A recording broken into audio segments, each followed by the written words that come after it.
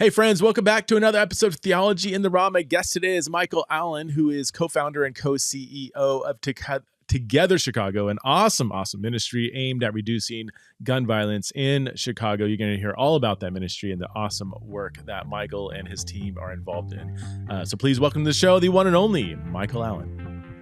Michael Allen, thanks so much for joining me on Theology in the Raw. I'm really excited to get to know you and the ministry that you're involved in. Why don't you start off by telling us just a little bit about yourself? Who are you? Where are you from? Yeah, well, thanks, Preston, for having me on and being interested in our story. I was born in the island nation of Jamaica in the Caribbean and spent the first 9 years of my life there. I have an older brother, younger sister, and during the 1970s, when our prime minister, our national government, was seemingly getting really close to Castro's regime, we, like many others in the island, were fearful that communism might be close at hand and sort of taking over our country. And so tens of thousands of people who had the means to leave the island left for hopes of a better future for their families and to avoid the potential danger of communism. Cuba is 90 miles south of Key West, Florida, and then Jamaica is 90 miles south of Cuba. Okay. And so with that proximity, people really felt like we should leave, those who could. So our family immigrated to Fort Lauderdale in 1977. I was 9 years old, and we had relatives already living in Fort Lauderdale. So we got our green cards and immigrated and finished growing up in South Florida. And I remember when we first moved to Fort Lauderdale, our family was the first Black family to move into our neighborhood, a neighborhood of Fort Lauderdale called Inverary. I don't know if you remember Jackie Gleason, the famous comedian, but he lived in Inverary. Yeah. Actually, I should say, we moved into Lauderhill. Inverary was a little subdivision within Lauderhill. And we were the first Black family to move into our neighborhood of Lauderhill there, where we were, that section. And so I encountered at a young age the American version of racism. And what was interesting about that is that while we got some historic racism from some of our white American neighbors, we also were not easily or readily accepted by the African American community either. Some of them didn't like us because of the way we walked and the way we talked, because we didn't walk and talk like they did. And then some white folks didn't like us because of the color of our skin. So it was tough going for the first couple of years, trying to figure out this new country that our parents had brought us to. And so as a bit of a sort of a survival skill, I learned to play a lot of the sports that my white and Black friends played. So I, of course, already knew soccer. That's a big sport in Jamaica. Mm-hmm. I learned to play basketball, learned to play football, learned to play baseball, and got good at it so that I can gain some respect from my new American friends, both the white ones and the Black ones, who were skeptical of this Jamaican family moving into the neighborhood. And so then I remember hearing about this miniseries on TV called Roots, Alex Haley's Roots. And I began watching that at night alone while my parents went to bed. And I stayed up watching that and crying myself to sleep, wondering, this is a weird country that my parents had brought me to. Because in Jamaica is much more of a melting pot and much more ahead or advanced in terms of issues of race. In Jamaica, we have Chinese Jamaicans, Black Jamaicans, European Jamaicans, Middle Eastern Jamaicans, Indian Jamaicans, and they all kind of mix and marry and live in the same communities. So there's not much racism in Jamaica, but there's more classism.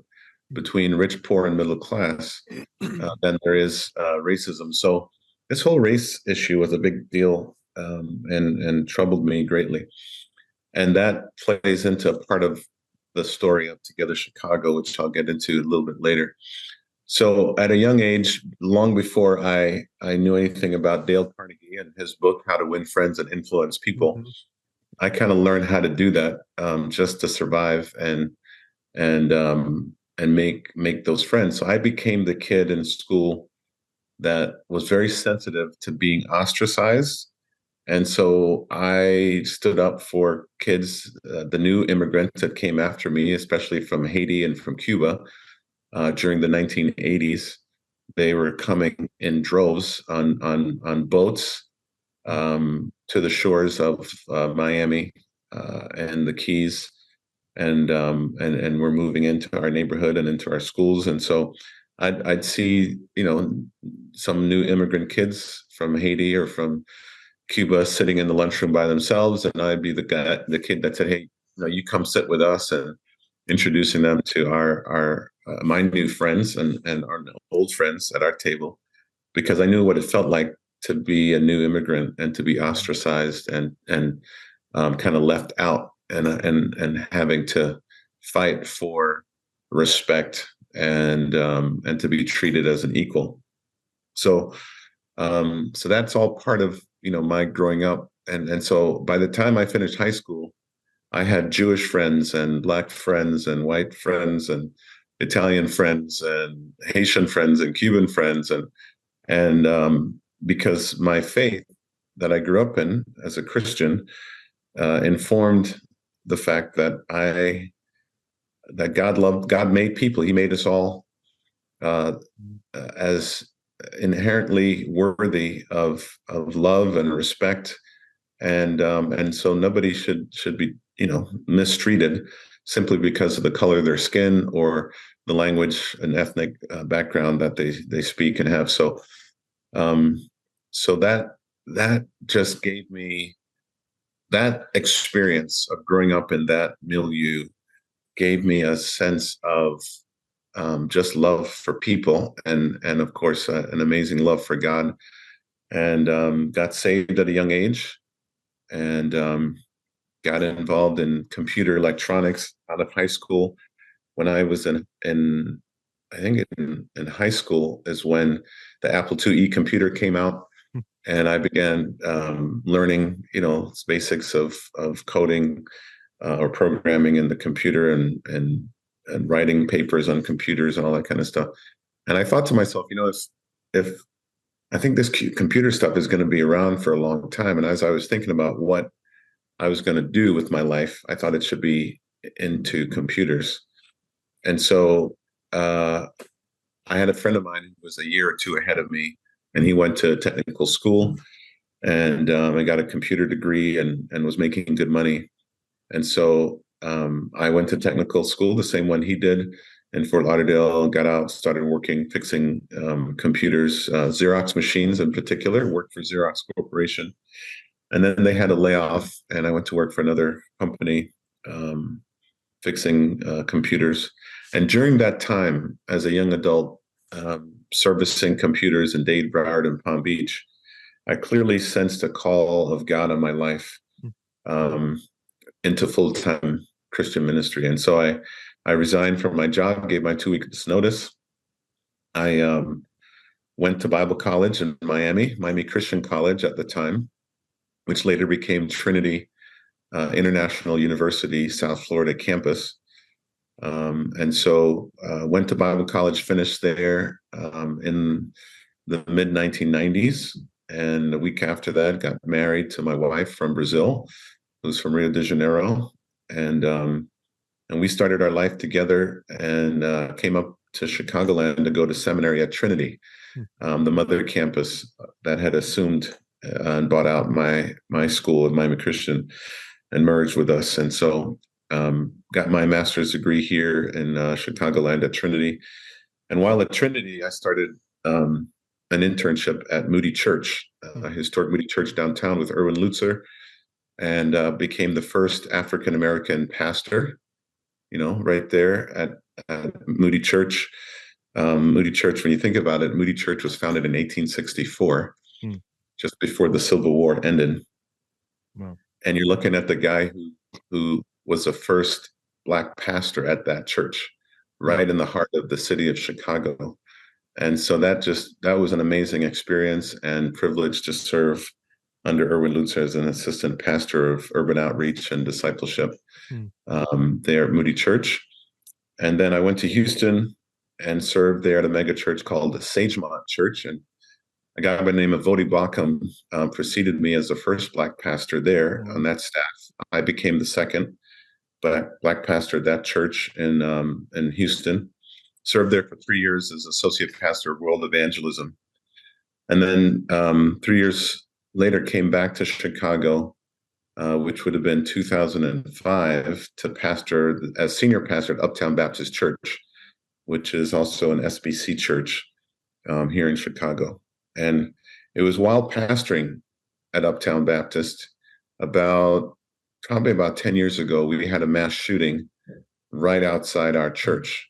Wow. Where 5 people were gunned down during what we call our Monday night meal. I was inside the church in the back of the sanctuary. We would host a meal every Monday night for homeless people. And we had about, 200 homeless people in the sanctuary about to go downstairs for a hot meal that our staff and volunteers prepared every Monday. And I heard, pop, pop, pop, pop, pop, pop. And everybody kind of just stopped. Place got silent. I looked at my watch because I felt the concussion in my chest, as if I was at the lakefront, watching the fireworks, on 4th of July. And I looked at my watch. I'm like, it's August 9th, way past July 4th.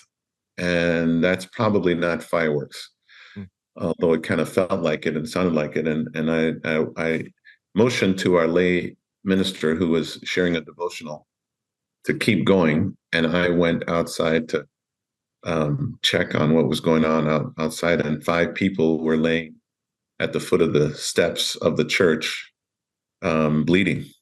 Wow. And blood was pooling at the church steps. And I called 911 and went down to attend to them until the ambulance came. And one man who was shot in the head in 48 hours. The others had flesh wounds, and they survived and recovered from their injuries. But Preston, that shooting changed my life. It changed the trajectory of my ministry as well.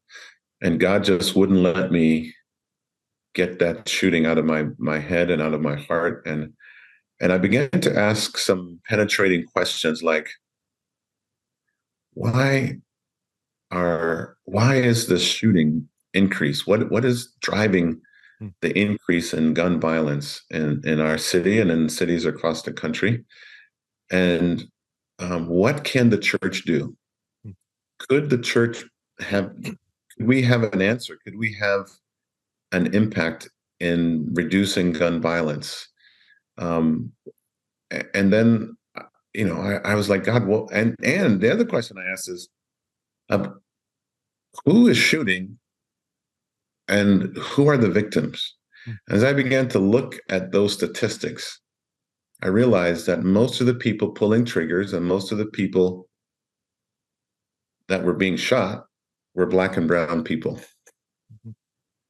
And I thought, after all the progress we've made in civil rights, after all that our forefathers fought for and bled for and died for, to end slavery, to end the civil disparities and social disparities that African Americans experience in this country. Now we have more freedom than we've ever had. We have more opportunities than we ever had. We have better education than we've ever had. We have better jobs than we've ever had.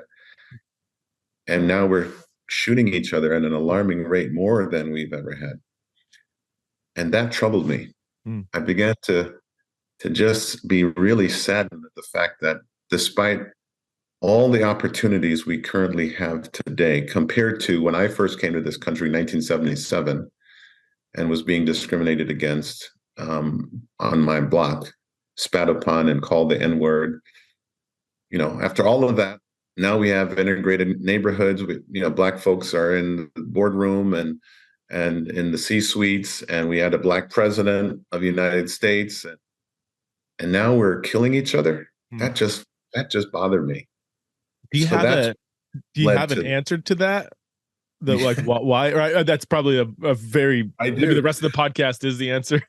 Yeah. So those questions led me to form sort of a focus group of influential Christians that I knew in different spheres of society in Chicago, to just kick those questions around, to try to understand what in the world is going on in our Black and brown communities, and what can we, the church, do about it. See, as a pastor, I felt like the church has the answer, Hmm. and we have to be in this. We have to minister on both sides of the gun. I wanted to figure out how to mobilize my church to be a healing, redemptive presence on both sides of the gun, both to the perpetrators and to the victims. So I knew that I needed what we call actionable information. I needed the information so that I can act. Which means I needed to know who were the people pulling triggers and why, and who were the victims and why were they victimized? Why were they being victims of gun violence? And so those focus groups, I began to get some answers to those questions. And so it all really led back to the breakdown of the family. So, during the 60s and 70s, and probably actually goes back even a little further to the beginning of the welfare program, which happened during the Great Depression. The welfare program began, as you know, as a stopgap measure during the 1920s in the Great Depression. But over the years, the welfare became such an expansive part of government programs, with millions and billions of dollars being spent, that people began to realize, okay, if I can actually live on these welfare payments if I have more kids outside of marriage. Hmm. And so before the Welfare Reform Act in the 90s, Black and brown people realized, if I have more kids and I don't have the father of those kids in my home, I can get more money. Wow. And so that created intentional decisions or unintentional decisions to not marry and to not keep the family together, because the government incentivized unplanned or unwed pregnancies, Hmm. and delivery of children without a man in the household. And so that then led to all other kinds of social issues. Was, if a father's not in the home, and he's sidestepped or marginalized or pushed out of the way, out of the family, for sake of receiving more welfare payments, then he doesn't have the responsibility and need to care for those families, so he can go do whatever, and then go from house to house, and have all these kids from different baby mamas, and not take responsibility of them. And so the government, these baby mamas became wedded to the government. Hmm. And then you had the whole crack epidemic that came about. And so crack came into the Black and brown communities, and people got hooked on crack cocaine. And then the sentencing and penalties for those crimes became much greater than even powder cocaine. Mm-hmm. So you had white kids who were using powder cocaine in the suburbs, and they would get a slap on the wrist, compared to the Black and brown kids in the inner cities that were using crack, because the penalties were stiffer for crack than it was for cocaine, powder cocaine. And so then you have larger, longer sentences for Black and brown people going to prison. And so then you have a ton of those Black men being locked up for long periods of time, which exacerbated, the issues of their kids growing up without a dad in the home. And then they come back home, and who are their role models?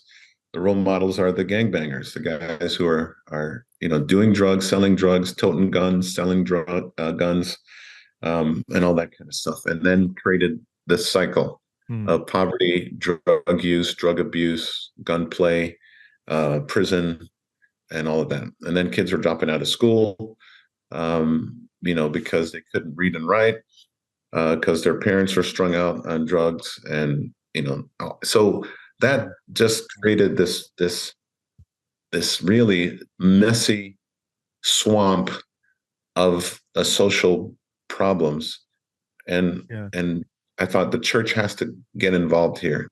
Would you say, because the issues you're talking about, I'm sure, are prevalent everywhere, really, or let's just focus on America. But are they just more concentrated in Chicago? Is that why Chicago seems to be a focal point of just this? I mean, really high rates of gun violence, and all the issues you're talking about. Yeah, if you look at depends on how you look at the numbers. Mm-hmm. So the raw numbers, because Chicago is the third largest city in the country. Houston is fast approaching being that third largest city. So I think Houston is right behind on the heels of Chicago in terms of the number of people. So per capita, Chicago is probably maybe in the top 10 or in the top 15 of the most highest gun violence per capita. Okay. So there's at least 8 to 12 other cities across the country that have more gun violence per capita than Chicago.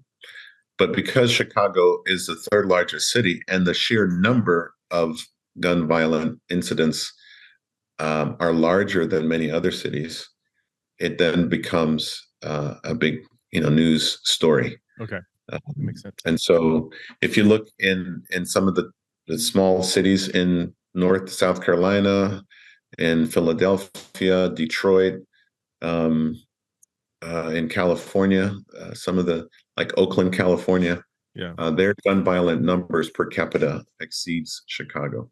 Okay. But our overall raw numbers of the number of shootings and homicides is greater here than in those cities. So that kind of gives a little bit of a perspective, on the issue. But yeah, these issues are all over America, in cities all over our country. So the cities who somehow are able to mitigate those family issues in the Black and brown communities will have a greater effect in also mitigating the gun violence. So the more programs out there that are effectively dealing with the social ills in families will have a greater reduction of violence and a greater increase in thriving. Because the strength of the family is the key to the rise or fall of any nation.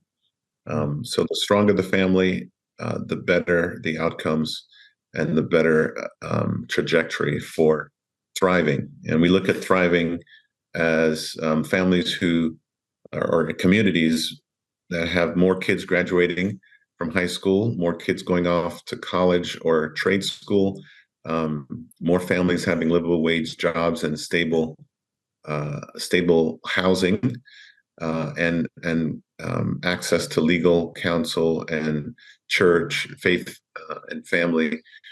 So all of those things is how we kind of measure those metrics for thriving in any community. And so where those things are strong, violence is low, and thriving is high. So the vision of Together Chicago is to reduce gun violence and increase thriving. And so all of those 5 initiatives that we have all focus on doing just that, reducing the violence and increasing thriving, because those are the issues we think are what drives the violence. Can you take us to the founding of Together Chicago? We kind of wandered there because it's a fairly new organization. It's only a few years old, right? And it just seems like it's doing incredible work, and it's not a small organization. So my co-founder, who's happens to be a white Christian business guy who incidentally also grew up in an island nation. He grew up in Japan as a missionary kid. And so he came here to go to Wheaton College, a 17, 18-year-old came here to go to Wheaton College. And that was his journey to Chicago from Japan. And so as a business guy, he began to see the same thing I was seeing. And God gave him the same burden that he gave me. And he actually gave him the same vision. He was asking some of the exact same questions that I was asking. Oh. And a mutual friend of ours introduced us and said, you guys are trying to do the same thing, I think, and you should meet each other. So a guy named Brian Dye, who is a church planter here in the west side of Chicago, he is a mutual friend of Dave, Dylan, and me. And he introduced us, and Dave and I met in his office downtown and shared each other's story and experiences and passions about this issue. And then we were floored. We were like, I cannot believe that you have the exact same vision and passion about this as I do. And so I said, Dave, I've got another meeting scheduled with my leadership team, my focus group. Why don't you bring your focus group to meet with my focus group, and let's see what God does. So we both invited our groups to a ranch out in Galena, Illinois, owned by a buddy of mine, Mark Schlenker.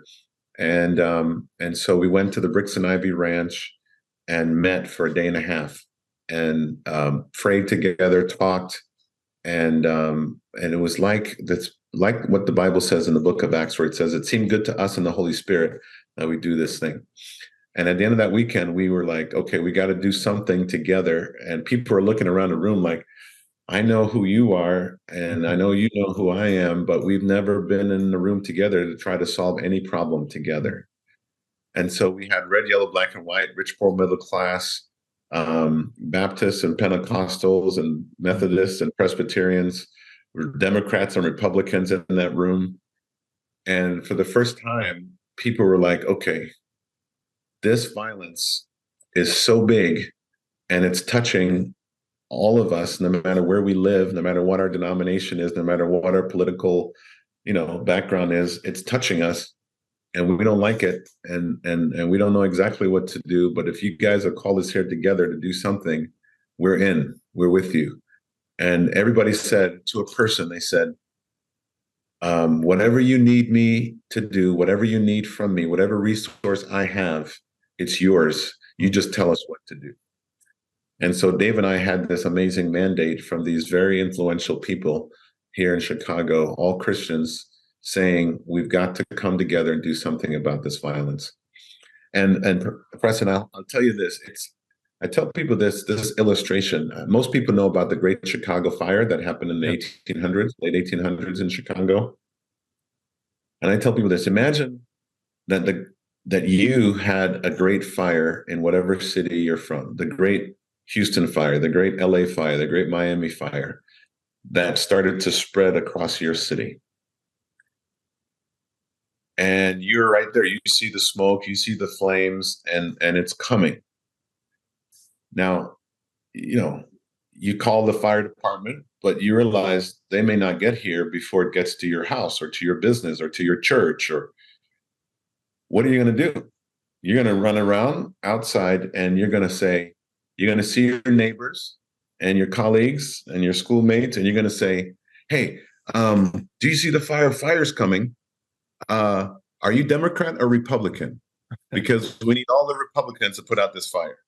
Oh, hey, the fire's coming. Do you see it? Do you see the smoke? Do you smell it? Are you Baptist or Presbyterian? Because we need all the Baptists to put out this fire. Hey, are you from the north side or the south side? Are you from the suburbs? Or because we need all the... No.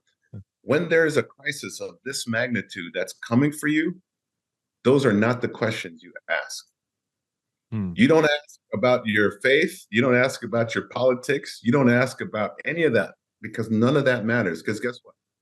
The fire doesn't care if you're Baptist or Presbyterian or Pentecostal. The fire doesn't care if you're Democrat or Republican. The fire doesn't care if you're an atheist. It doesn't care about any of those labels. Only thing the fire cares about is what is in my path that I'm going to consume. So for us who are going to be consumed, we better ask the right question.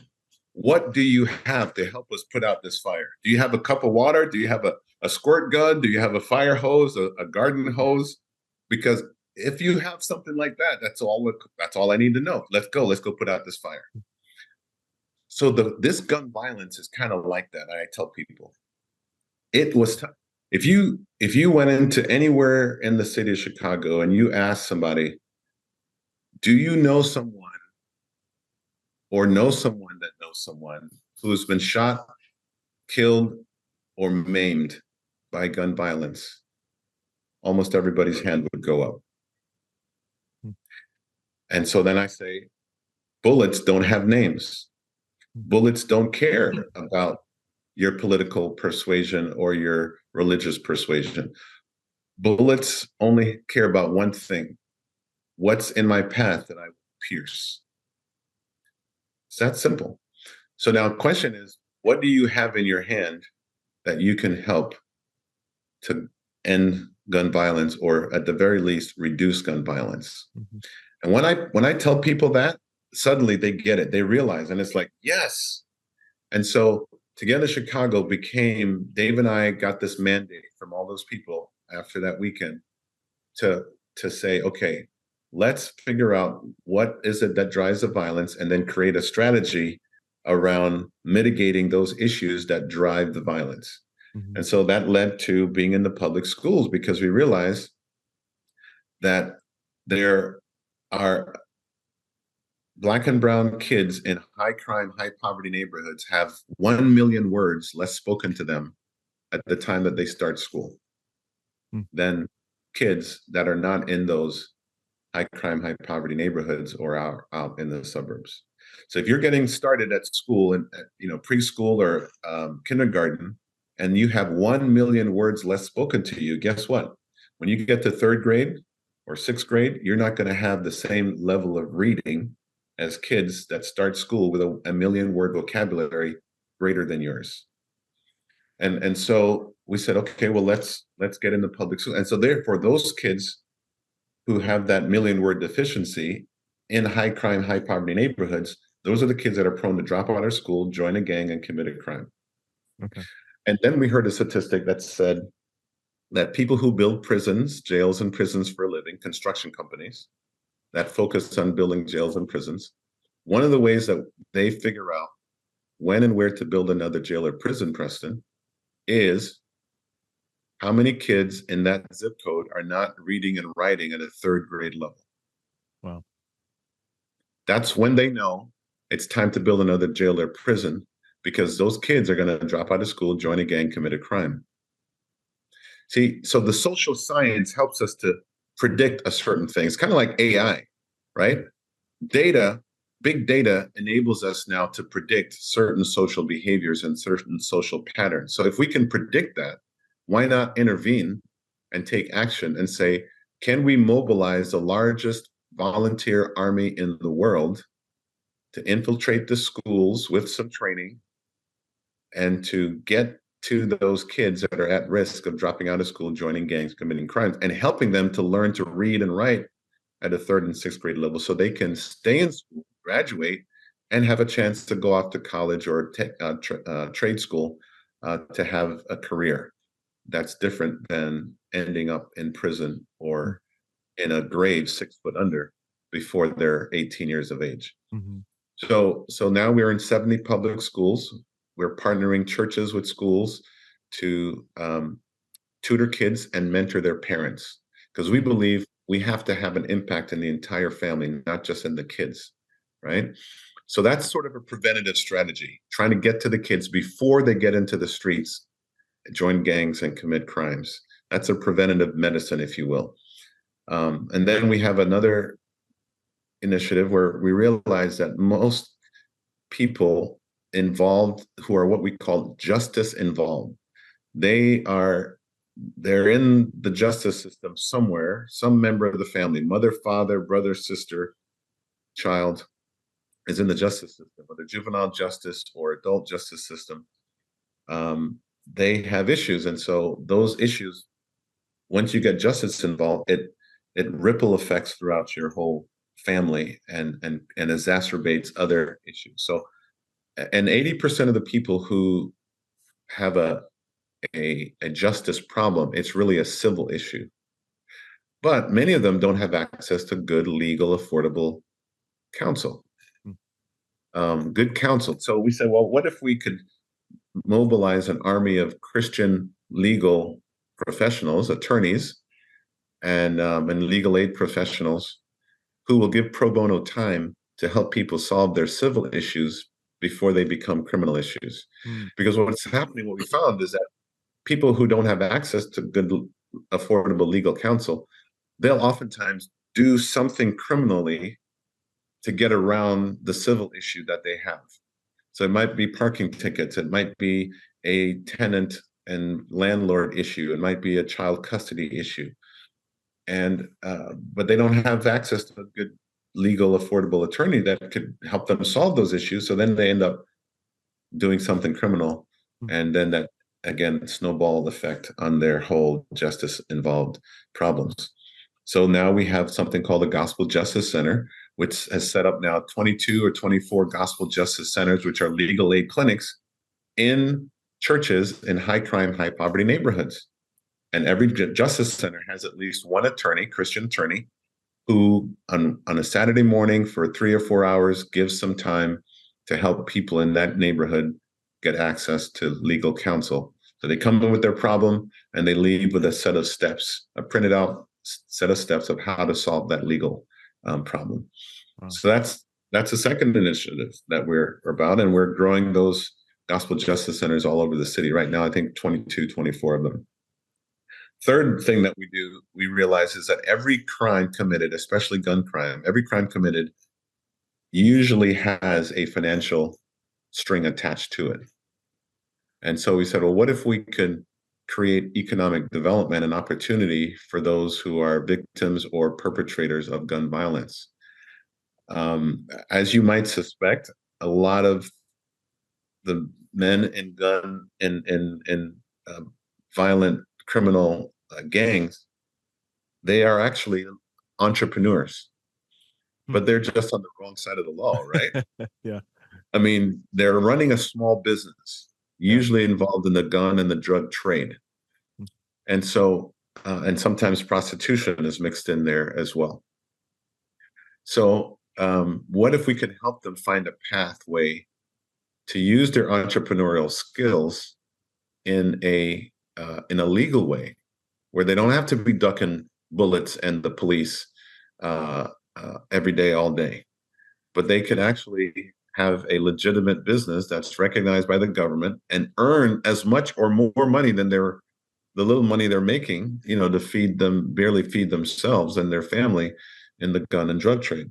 Because these days, only the big guys are making any money in the drug and gun trade. The small potato guys on the street corners aren't making much.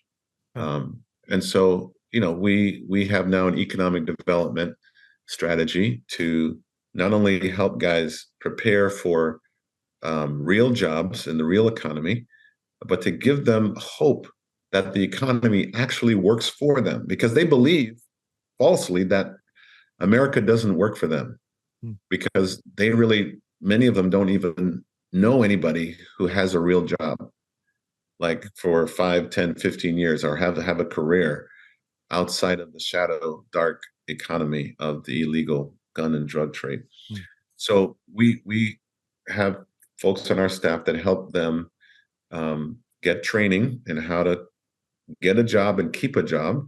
And then if they really if they have an idea that can be monetized, we help them get some entrepreneurial training in how to set up a small business. Or if they have a business established, we help them to grow that business. And so that's part of our economic development that kind of solves for that issue of the financial problem. So you're on number 4 right now, right? Going to number 4. Yeah. So that's So you've got the school, the gospel justice centers, the economic development.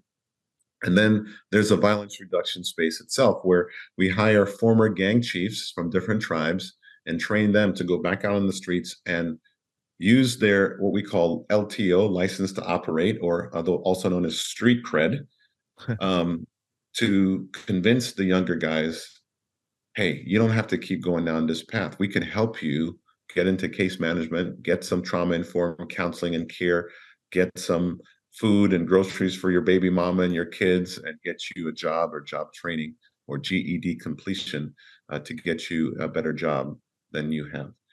So that is our street outreach, and we've got about 30 guys now, 4 different neighborhoods, working to deploy them back into the community that they used to tear down.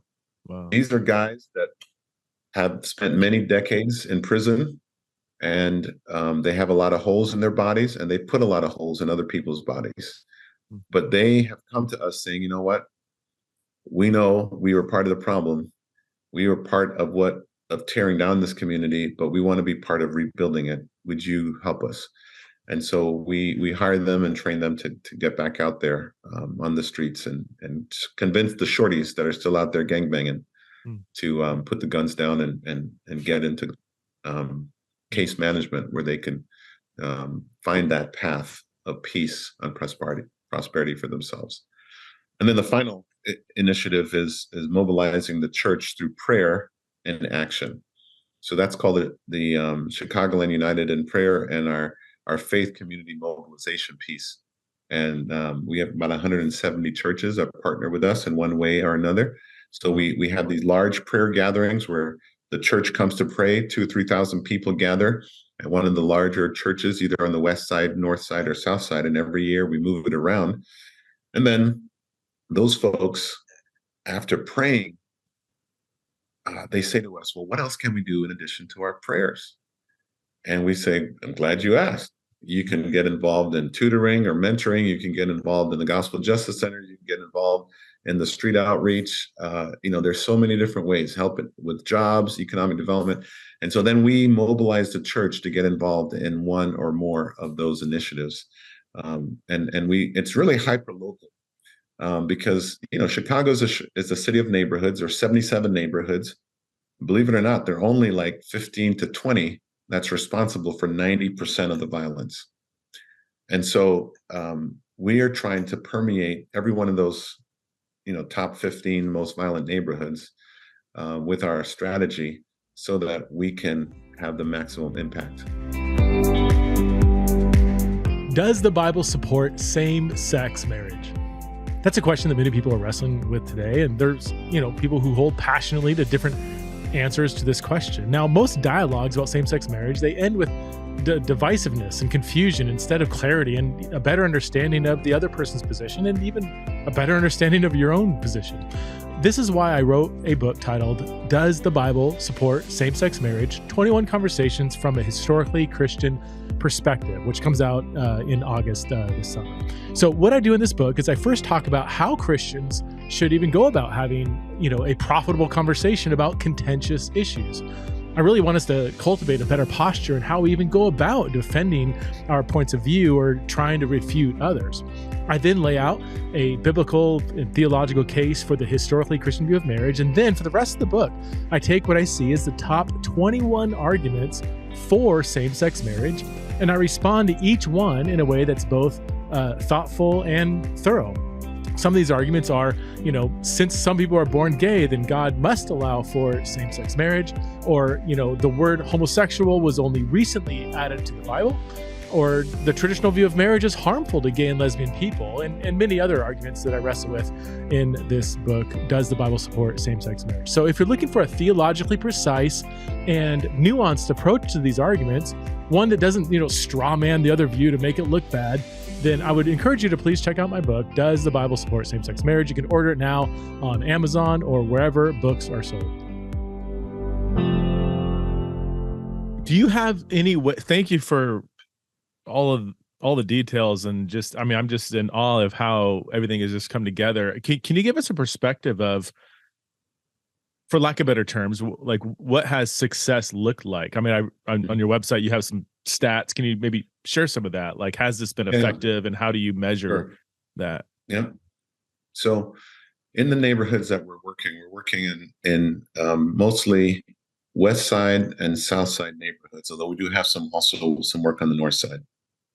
in Chicago, nobody talks about the East Side because that's where the fish live in Lake Michigan. Okay. So, but on the South Side, West Side, and the North Side, West Side and South Sides are the most violent of the city, areas of the city. On the North Side, there are two neighborhoods that are that has the most violence. That's Rogers Park, where I live, and Uptown, where our church is, Uptown Baptist Church. And so, one of the things that we've seen is where we are working in four specific neighborhoods where all of our initiatives are at work. We're seeing double digits reduction in both violence in terms of murders and shootings. So 10 to 15% reductions we're seeing. And but this work is hard and it's complex, and sometimes it's 2 steps forward and 1 step back. Yeah. And that's a hard and hard reality, and sometimes, you know, it's hard to take. So, for example, this weekend, in one of our neighborhoods, West Haven Park, we have there's an annual Father's Day cookout picnic, and historically there've been some shootings at that picnic, but not since we started praying there. We would go, and we have some staff that go out there and just pray up that place, and so, but this year, before our team could get there to pray, there was a shooting on Saturday night. One tribe against another, or one gang against another. And then on Father's Day, just before we got there to pray up, the one gang that had received the shooting retaliated and shot up the party. And I think one or two others were struck. Nobody, I think, is in critical condition or died.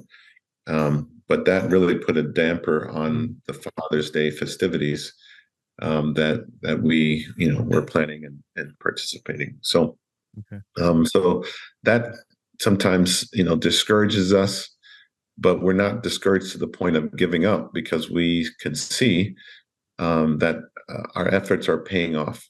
Mm-hmm. So we've got more kids graduating from middle school and high school. We have more kids that are, because of the tutoring and the mentoring of, the kids and their parents. So that's one measure of success. More kids graduating. We have more kids also going off to college and trade school. We have more families in stable housing and livable wage jobs. We have more businesses starting up and growing through our initiative with economic development and our partnership with Rush Hospital. And so Rush Hospital basically has $500 million of supply chain spending, and they've contracted with us to help redirect some of that spending to local Black and brown entrepreneurs.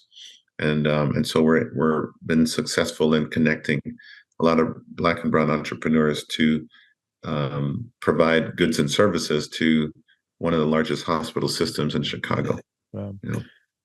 Michael, one of the things that initially drew me to your ministry was seeing how the violence in Chicago was just it's constantly politicized. I'll listen to maybe more Democrat or left-wing commentators, looking at Chicago, South Chicago, West Chicago, as like, see, we need stricter gun laws, and then the right, the conservatives will use Chicago, saying, look, even if we take away everybody's semi-auto, like AR-15s, look at all the handgun violence going on in Chicago, and it just goes back and forth, and I was like, what can the church do here? Is the way to solve this really just the right winning their argument or whatever with looser gun laws, or the left winning it with stricter gun laws? Is that really going to solve it? And then coming across your ministry, the ministry you help lead and found, saying, here's the church actually doing something, not relying on somebody to win the kind of political war. I guess my question is, like, do you see any value in kind of those political wars? Like, would stricter gun laws really do something, or do you feel like the politicalization is really just a lot of loud noise. It's more of a Yeah. distraction, or is that? I'm not even sure exactly what my question is, but No, I think I understand your question and the heart behind it. So, Preston, here's what I would say. Number one, I believe politics and politicians do have a role to play.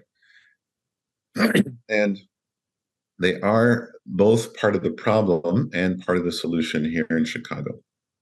So, for example, we have had a state's attorney's a state's attorney who has been more lenient than previous state's attorney's office here in Chicago. And that's been unfortunate. She's been more lenient on gun violence. mm-hmm. And then as a result, the police loses morale because when they arrest somebody for a gun case and charge them, the prosecutors are saying, the state's prosecutors are saying, well, we don't think you have enough evidence, so we're going to let this person go. So unless you have a videotape of somebody pulling the trigger, they are reluctant to prosecute those cases.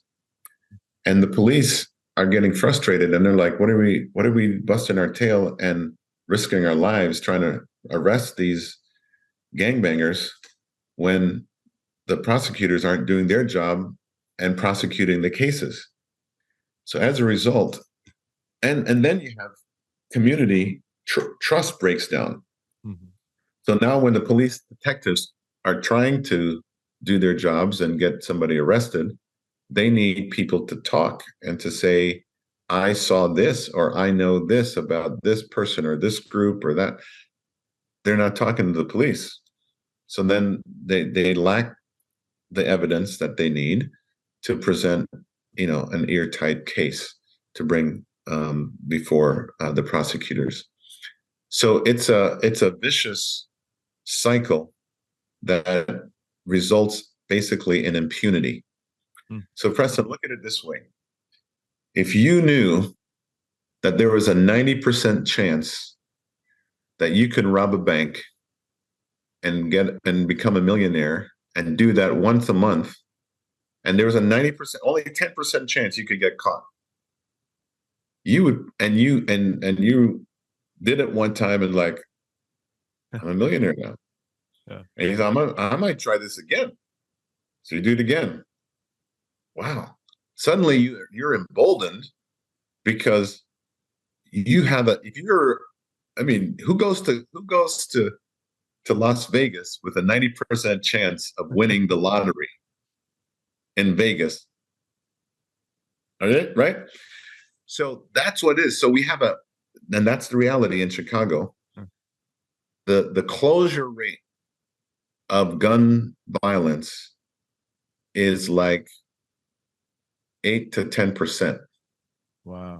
Which means 90 to 92% of the cases of gun violence, every time a gun is discharged, 98% of the time, nobody is arrested for that discharging of a weapon gun in Chicago. So would you say part of this, part of the solution is like stricter penalties for crime? Is that what you're saying? Or not stricter penalties, but being able to prosecute, the willingness to work closer together between the prosecutors and the police department to actually prosecute cases and put people behind bars. Because again, if crime is not punished, then people feel like they can get away with it, so that then they're more emboldened to commit more crimes, right? Yeah. Like any kid growing up in any home, if your parents don't punish you when you do something wrong, you're going to get the message that mom and dad don't really care, and I could keep doing this, right, and get away with it. And then you raise a monster, Yeah. And so that's part of the problem. And, I don't want to put labels on people and saying the people that are killing out here are monsters, because they're not. They're human beings. But they're human beings who get the message from the larger society that not only is it okay for me to go out here and shoot and kill, whether it's to defend myself or my tribe or to get even with somebody else. But the police don't seem to be able to get me. Hmm. The prosecutors, I'm not being hauled in front of the judge to be prosecuted before, uh, you know, uh, uh, a jury of my peers. So I'm going to keep doing what I think I need to do to live and survive and protect myself and guard my honor and Hmm. score points for my team. What I'm hearing you So, say is, like when it gets politicized, it becomes kind of a one or two issue kind of solution. Like some people might mhm, say, yeah, so um let's do a better job prosecuting these cases. Maybe some people would mhm, say, stricter penalties. And mhm. then they might even add in like, and we need to fix the single parent household, Yeah. situation. Boom, do Mhm, that, and then we're good. But it's mhm. it's it's there's layers of complexity there that Layers, need to be addressed. layers And of maybe on the other complexity, right? side, it's like, they might, stricter gun laws or whatever, then this will solve. But it's like, well, that might play a role, but that alone, you can't rest a solution on just one cog in the wheel, as the That's metaphor right. goes. But And yeah, so and that again, that's one reason why cities like New York and LA have been able to drive down their gun violence numbers as large cities. huh, Them combined are doing better than Chicago in terms of the violence for big cities because they've figured out the prosecutorial and okay, police working hand in hand to tamp down the violence. They figured that out. But here in Chicago, it's actually gotten the relationship between prosecutors and police have gotten worse, okay. and the politicization of those two groups, Mhm, have deteriorated, and that's not been good mm, for the neighborhoods. So we therefore just do what we can do, and that's got to be somebody else's battle, somebody else's burden to fix those things between politicians and the justice system. mm. That because definitely needs to be fixed, and it would help a great deal, the work that we're doing if they were to fix those things politically and Wow. the justice system for Hey, sure. tell me about the role that faith plays in the organization. I mean, it seems explicitly, Christian. But you're willing to work with other leaders in the city who are not Yeah, Christian. But yeah, is the Christian faith kind of really front and center, explicit, or is it kind of a little bit behind the scenes, or what? Yeah, what role does faith play? yeah. The good news is that we often hear as Christians, if you're paying attention to these larger cultural issues, we often hear of the ACLU Yeah. sort of being the bad guy in terms of against Christians in the public square, Mm, and are trying to get rid of all vestige of Christianity from the public square, whether it's in displaying a cross in a municipal building, or outside a municipal building, or prayers in the schools, or Bibles in the schools, or that kind of thing. But the good news here is that this issue of violence again is touching everyone, and it is such at a pandemic level that mm, the ACLU has nothing to say when it comes to Christians involved in the space of reducing violence and increasing thriving. So we've not had any issues. We've been welcomed with open arms by the mayor, even an openly gay mayor that we just had in Lori Lightfoot, who just mhm, lost an election. The new mayor declares himself to be a devout Christian and is a member of a church, one of our cooperating churches.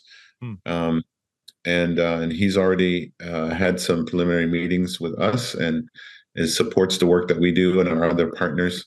That we are an official partner with the Chicago Police, so wow. we have 6 districts of the 22 districts that they call on us to go visit with the commander, the guys who are pulling triggers, and that's another one of our strategies under violence reduction that I didn't really talk about. But so we're an official partner with the Chicago Police, and they love us and they love the work we Mm, do together. And we pray with them, and we have found many Christians in City Hall, many Christians in the police department, from the commanders to the lieutenants to the captains to the rank and file officers on the beat. And so they love when they realize that we're here to help come alongside them, to help them do their job, because they realize that they cannot really govern the city well without the church. And so our message to the church is wake up and realize that the city is asking for us to jump in, both hands, both feet, and to bring our crosses with us, to bring our faith with us.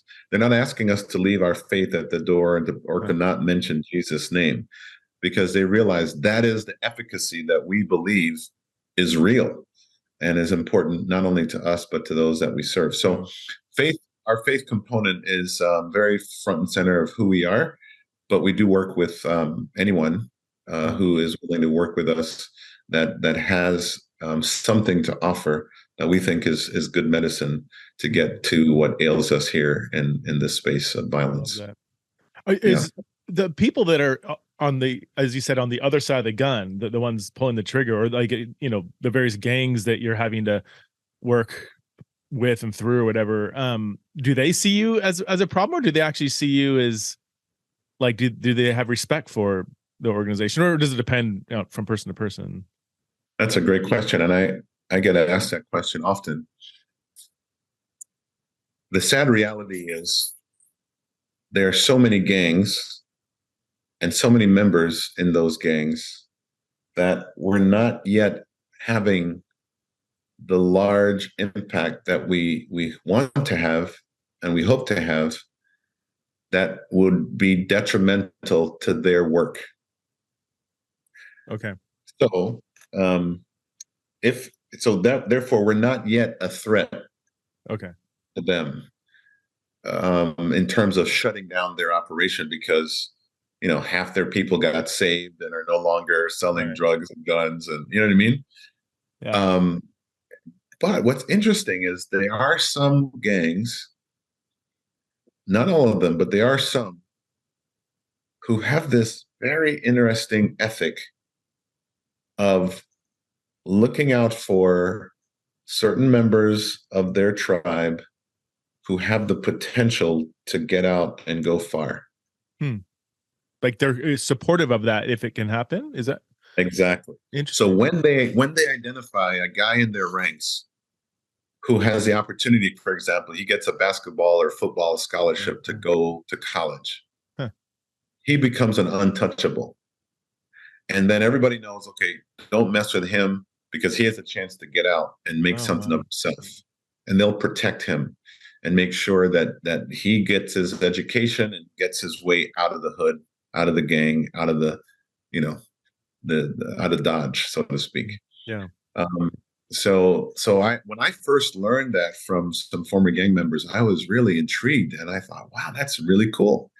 But then I learned that that's not the way it is with every gang, but it is the culture in some of them.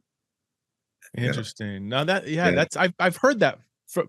I grew up in Southern California, so lots of, and in Fresno actually. I grew up. Well, I was born in Southern California. I grew up in Fresno. Fresno's a huge gang populations there, you know, and there are all the, from what I didn't grow up in the areas where the heavy gang infested, but knew enough kind of from a distance, but there was always this kind of respect of like the reverend, religion and the pastor. If there was like a gang war and the pastor came walking on the street, he would be kind of a like a chaplain in the middle of a battle scene. Like there's kind of a respect for the man of the cloth or whatever, or people that have actually made it out, which is and again, that's not a universal statement, but what you're saying kind of makes sense. Let me expand on that a little bit. There used to be, I say 20 years ago, there used to be a greater respect for pastors and churches in gang-infested neighborhoods. So the guys who are now my age, I'm 55, so the guys in their late 40s, 50s, 60s, who somehow survived, by God's grace, prison and bullets, those guys, when they were really running things in their younger years, when they were in their 20s and 30s and they were running the gangs,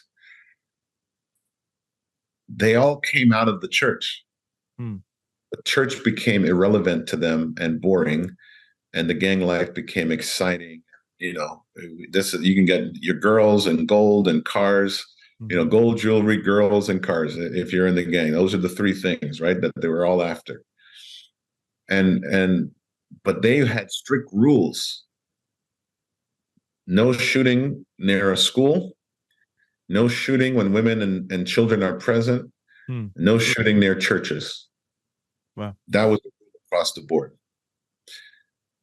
When the feds came in and busted up those notorious gang leaders in Chicago in particular, and sent them to long time in prison. Some of them got life in prison.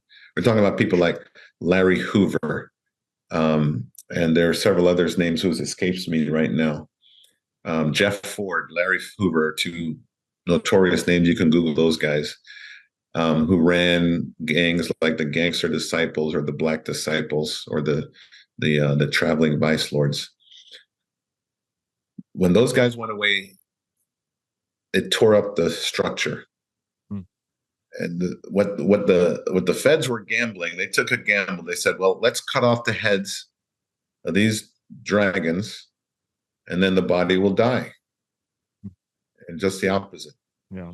What happened was, okay, these guys went in, and then others underneath them were like, okay, we have an opportunity. So they started vying for power, and then Mhm. it splintered the groups. So now instead of one traveling vice lord with one head that was now cut off, Mhm. you have five traveling vice lord, splinter groups with five new heads. Yeah. And then they began warring against each other, or teaming up and warring against other Yeah. tribes. And that happened in several of the gangs. It creates a power vacuum, right? You cut out Yes. it's what happens every time the U.S. goes to the Middle East and tries to take out a Same dictator. thing, They end up, or to yeah, Central or South America. Yeah. yeah, yeah. Now, and then in addition to that, much like in the wider culture where kids today are no longer respecting their parents or any authority, Mm. even in the church, and are leaving the church in droves, right? We see that in almost every denomination. Mm. The church membership and loyalty is going down Yeah.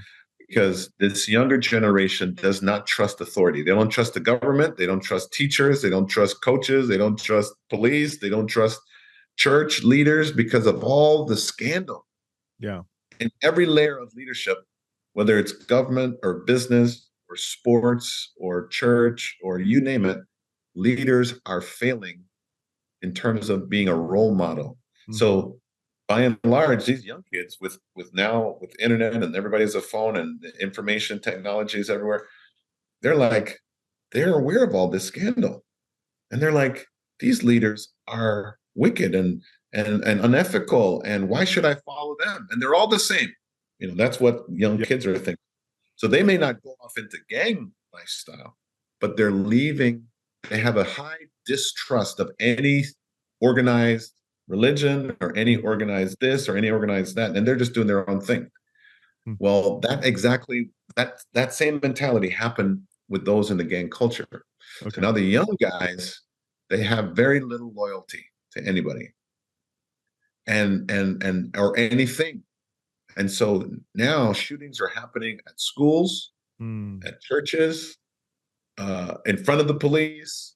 I mean, they have zero respect Wow. uh, for anybody, except for a few of the older guys. They might listen to them a little bit, which is, the little LTO, license to operate, or street cred, that the older guys still have, because, they look up to them a little bit, but they don't really control them. They just kind of give them a passing respect. Um, and that's all they have, you Mm. know. Wow. So that's what's happened really over the years. And faith, we're trying to rebuild the trust, and that's why we're encouraging churches to see what has happened and to step into this space of saying, listen, we've got to become more relevant to these guys. They're not in your churches. They're still in your neighborhood, but they're not in your churches because your ministry is not ministering and meeting a need that they have. So their single mom is working 2 and 3 jobs, and you haven't lifted a finger to help alleviate their burden, even though you're a church in the community. You haven't helped to feed them or clothe them. You haven't helped to give them access to legal counsel when their kids, or they get in trouble with parking tickets or landlord-tenant issues or child custody issues. So the church has become irrelevant. So now we've created these on-ramps and saying to the churches, look, you can become more relevant to your community if you partner with us. We have this plug and play ministry box that we have for you. Take this box, open it, use it, let your church then let us help you become more relevant to your community. And you're going to have an impact and greater respect in your community now. So churches that are more justice oriented or focused on the community around them will be much more relevant than just a church producing great worship services with no impact on the community. Right. And so these kids are going, you know what? The church is just about getting my money. They're up there hooping and hollering and shouting, dancing, and they take up an offering, and the pastor is in these expensive suits and riding around in Cadillacs. Yeah. And meanwhile, my mom can barely feed me and clothe me. And so what good is it going to church every Sunday and watching this pastor pull up in his Cadillac, and we're walking to church and we don't even have a car. We're on public transportation. Why should I give my money to the church? So that's the mentality. Then people see that and then they're like, there's something wrong with this picture. And somehow they've read enough and heard enough of the gospel to say, this doesn't seem like what the kind of church Jesus would be in, you know? Yeah. And so, that's become a problem. Michael, thank you so much for your time. This has been a fascinating conversation. And I mean, I was a fan of your ministry before this interview, and I'm even a bigger fan now. I'm sure some listeners are in the Chicagoland area. Maybe there's a few that are like, man, I would love to get involved. Can they just contact somebody through the website and say, hey, I'd love to help out? And Yep. Okay. You could reach out, and there's a little kind of questionnaire survey when you reach out to contact us. And that lets us know what area you're interested in, whether it is faith community mobilization, economic development, tutoring in the schools, gospel justice centers, whatever. And you let us know, and then that lead person responsible for that area will reach out to you and get you plugged in. And of course, if you want to make a donation, you're welcome to do that online, tax-deductible gifts. And then every dollar, I can assure you, will go back out into the community to reduce gun violence and increase thriving communities. So, and the website, it's in the show notes, but togetherchicago.com. You got it. Yeah, togetherchicago.com. Thank you so much, Michael. Appreciate your time, and thanks for joining me on Theology in a Row. You're welcome, Preston. God bless you, and God bless all of your listeners as well. Take care.